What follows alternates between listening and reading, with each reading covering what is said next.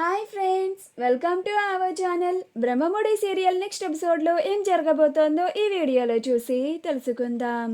Power of అటార్నీని Kavya పేరు మీద రాయమన్న రుద్రాని అసలేం జరిగింది అని తెలుసుకోవడానికి ఈ వీడియోని స్కిప్ చేయకుండా ఎండ్ వరకు చూసేయండి.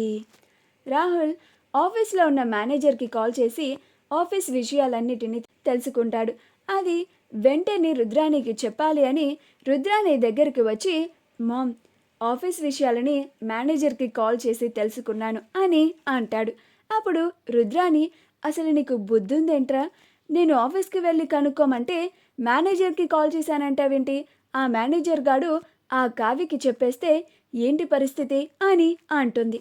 అప్పుడు రాహుల్, అలాంటిదేమీ జరగదులేమో, ఎందుకంటే వాడు నాకు ఎప్పుడో అమ్ముడుపోయాడు, అందుకే అంత ధైర్యంగా ఆఫీస్ విషయాలని మనకి లీక్ చేశాడు అని అంటాడు.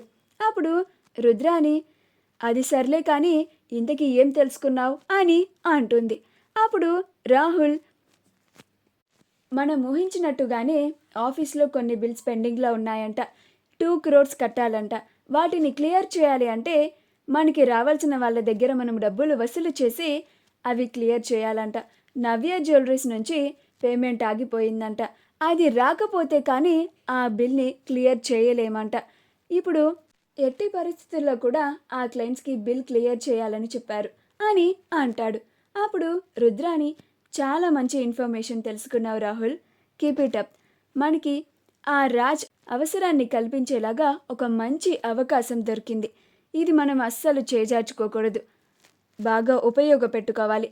మనకి కావాల్సిన అసలు నిజాన్ని తెలుసుకునేలాగా చేయాలి అని అంటుంది. అప్పుడు రాహుల్, అవును మామ్ అని అంటాడు. అప్పుడు రుద్రాని, ఇప్పుడు చూడు, నేను ఏం చేస్తాను.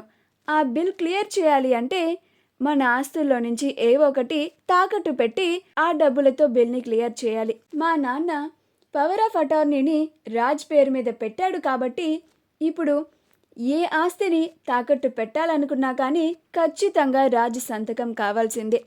లేకపోతే రాజ్ చనిపోయాడు అని ఒక ప్రూఫ్ని మనం చూపించాలి. అందుకోసం నువ్వు ఒక పని చేయాలి రాహుల్ అని అంటుంది. అప్పుడు రాహుల్, ఏం చేయాలి మామ్ అని అంటాడు.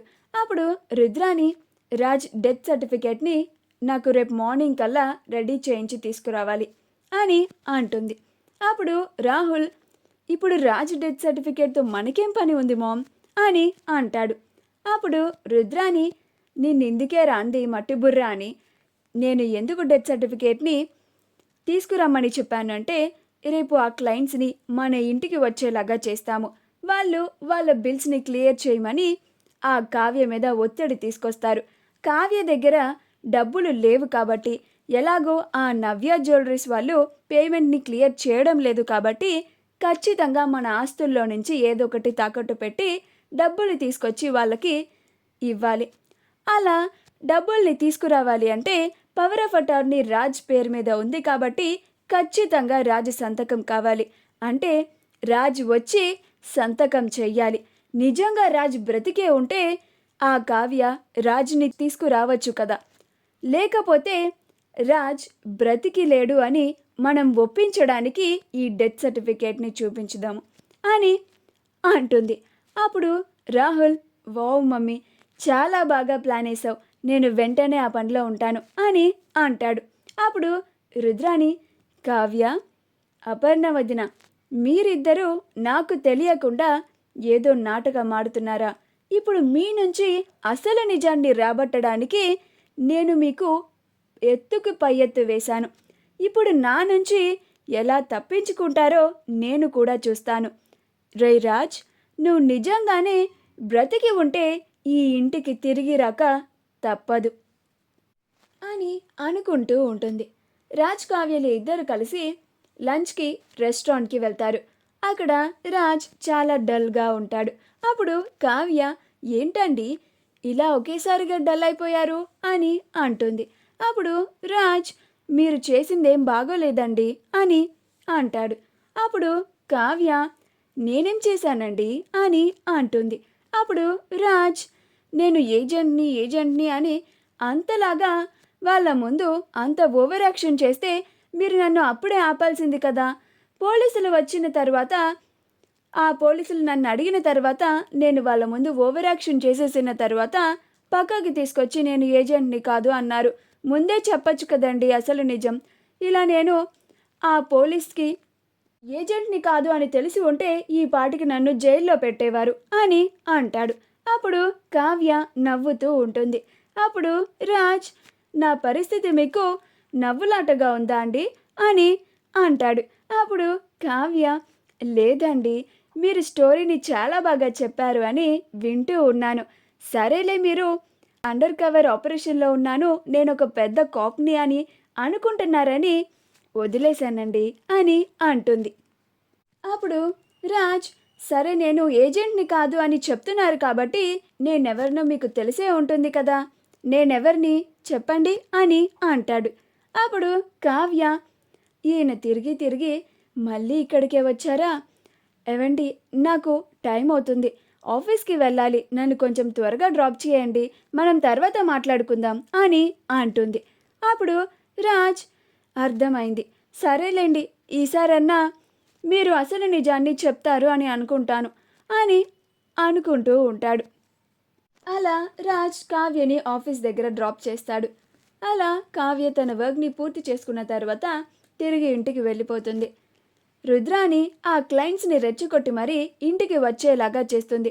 మరుసటి రోజు ఆ క్లయింట్స్ ఇంటికి వచ్చి, మేడం, బిల్స్ పెండింగ్లో ఉండిపోయాయి, చాలా రోజుల నుంచి మీరు క్లియర్ చేస్తారు అని చాలా నమ్మకంగా ఎదురు చూస్తున్నాము, కానీ మేము ఎదురు చూడడమే కానీ మీరు బిల్ క్లియర్ చేసేది మాత్రం మాకు అస్సలు కనిపించడం లేదు, అందుకే అడగడానికి ఇలా నేరుగా ఇంటికి వచ్చేసాం అని కావ్యని అడుగుతూ ఉంటారు.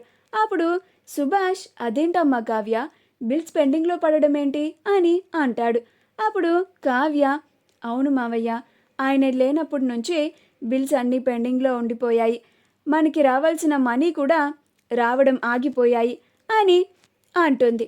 అప్పుడు రుద్రాని, ఎలా వస్తాయి అన్నయ్య, అవి రావాలంటే రాజు వచ్చి సంతకం చేయాలి కదా అని అంటుంది. అప్పుడు అపర్ణ, ఏం మాట్లాడుతున్నావు రుద్రాని అని అంటుంది.